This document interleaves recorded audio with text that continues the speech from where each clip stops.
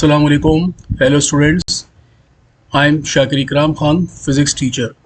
आज हम class 9 physics chapter number 3 dynamics में न्यूमेरिकल नंबर 7 और 8 को स्टडी करेंगे। आइए सबसे पहले हम देखते हैं कि क्वेश्चन क्या है। क्वेश्चन कुछ इस तरह से है, an empty car has 1200 kilogram mass. एक कार है जो कि अनलोडेड है, खाली है, और उसका मास जो है 1200 किलोग्राम है। Its engine can produce acceleration of 4 metre per second square, और उसका जो इंजन है वो एक्सेलरेशन प्रोड्यूस कर सकता है 4 मीटर पर सेकंड स्क्वायर। आगे ही कह रहे हैं if 300 kilogram load is added to mass by passengers and luggage, कि अगर पैसेंजर लगेज का जो मास है वो 300 किलोग्राम हो और वो इसके अंदर अगर लोड हो जाए, what acceleration the same engine will be produce, तो इंजन कितना एक्सेलरेशन प्रोड्यूस करेगा। तो स्टूडेंट्स, आपको मालूम है कि अगर गाड़ी में कोई लोड ना हो, वज़न ना हो, तो वो ज़्यादा एक्सेलरेशन प्रोड्यूस होता है, ज़्यादा तेज़ी से आगे चलती है, बढ़ती है। लेकिन अगर उसको लोड कर दिया जाए तो उसकी स्पीड या वेलोसिटी कुछ कम होती है, विच मीन्स के लोडेड होने की वजह से उसका एक्सेलरेशन कम हो जाता है। तो डेफिनेटली जब हम इसको सॉल्व करेंगे तो आप ये जहन में रखिएगा कि इसका जो एक्सेलरेशन होगा वो 4 मीटर पर सेकंड स्क्वायर से कम होगा या कम होना चाहिए।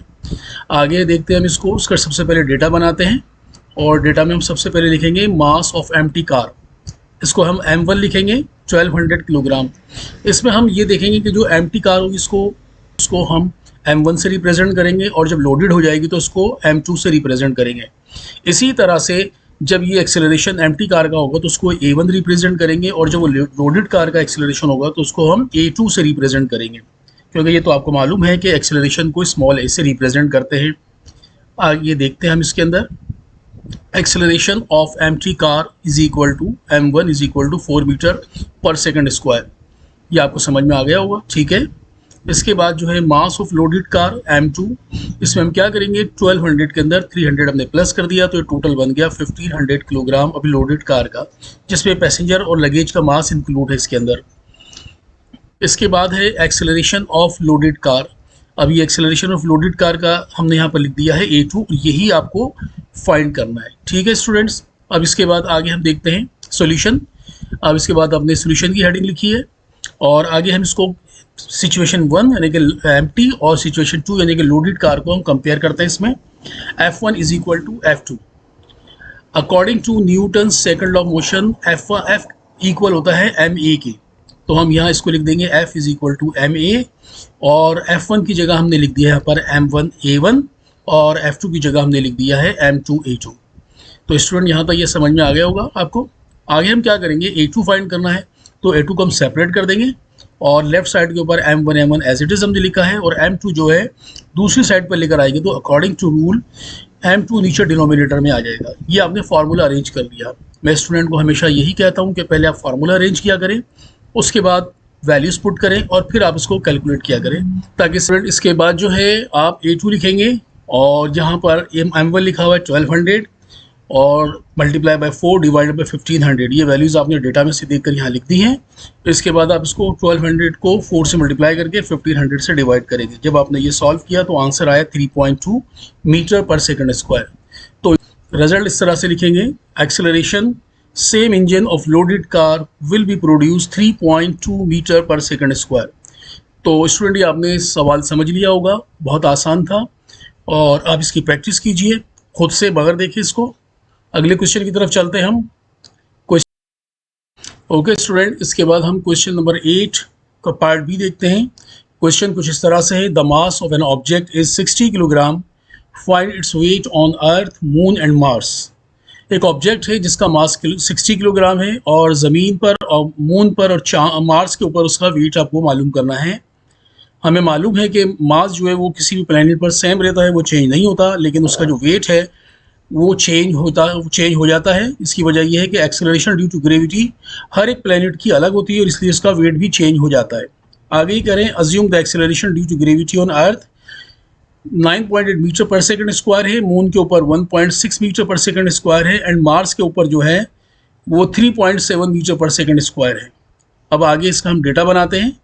डेटा में हम कुछ इस तरह लिखेंगे, mass of object M 60 kilogram, gravitational acceleration on earth g, और इसके साथ छोटा सा अर्थ मैंने लिखा है 9.8 मीटर पर सेकंड स्क्वायर, ताकि याद रहे कि ये अर्थ का है। ग्रेविटेशनल एक्सेलरेशन ऑन मून, यहाँ छोटा सा जी के साथ मून लिखा है ताकि याद रहे कि ये 1.6 metre per second square moon का है। इसी तरह से gravitational acceleration 3.7 metre per second square है। अब आगे हम इसको लिखते हैं wait of object on earth, ज़मीन पर इसका जो वेट है वो कितना होगा, तो हमने इसको W से रिप्रेजेंट किया है और इसको E से हमने तो यहाँ लिख दिया ताकि मालूम हो जाए कि ये अर्थ है, अर्थ का मालूम करना भी, ठीक है। और क्वेश्चन मार्क आगे है wait of object on moon, तो ये मैंने W के साथ, W से रिप्रेजेंट करते हैं वेट को, मून मैंने लिख दिया है ताकि मालूम हो जाए कि ये मून का है यहाँ पर वेट जो मालूम करना है हमें। और नंबर 3 पर है wait of object on Mars. तो स्टूडेंट ये आपने डेटा बना लिया, अब हम इसके सोल्यूशन की तरफ चलते हैं। उम्मीद है यहाँ तक आपको डेटा बनाना समझ में आ गया होगा। आगे देखिए, इसके बाद सोल्यूशन लिखा आपने, ये साथ साथ लिखते रहिए और आगे हम इसको हेडिंग लिखेंगे। आप इसकी सब हेडिंग बना लें इसकी, wait of object on earth, ये आपने मालूम करना है WE।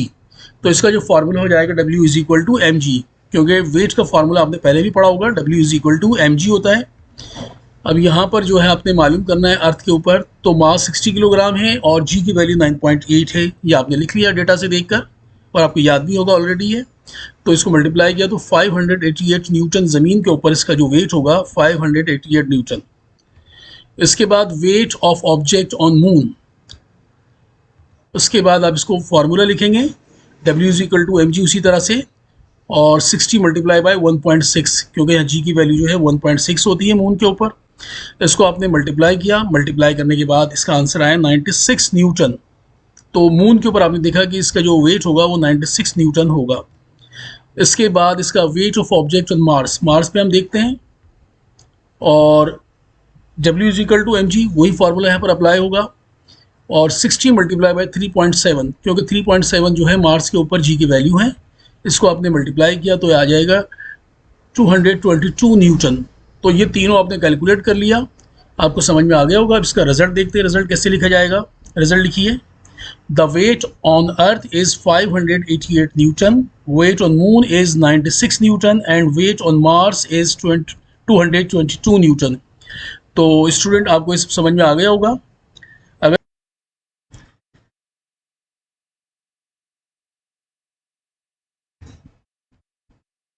ओके, थैंक यू, अल्लाह हाफिज़।